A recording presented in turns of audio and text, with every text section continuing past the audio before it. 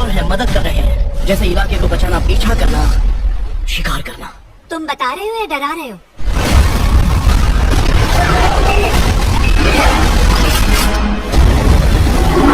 Guys अगर आप भी मेरी तरह मैजिकल फैंटेसी एडवेंचर मूवीज देखना पसंद करते हो तो ये वीडियो आपके लिए, क्योंकि आज की वीडियो में मैं आपको हॉलीवुड की एक नहीं दो नहीं लेकिन टॉप 9 मूवीज के बारे में बताने वाला हूँ, जिन मूवीज के अंदर आपको काफी कमाल का मैजिकल फैंटेसी एडवेंचर देखने को मिल जाएगा। और सबसे अच्छी बात, ये सारी ही मूवीज आपको हाई क्वालिटी हिंदी डबिंग के साथ देखने को मिल जाएगी। तो बस इसीलिए वीडियो को बिना स्किप किए एंड तक जरूर देखना, ताकि आप इनमें से किसी भी अच्छी फैंटेसी एडवेंचर वाले मूवी को मिस ना कर दो। दुनिया बदल रही है, जिंदगी के इस मजेदार खेल में आखिर तुम हार गए।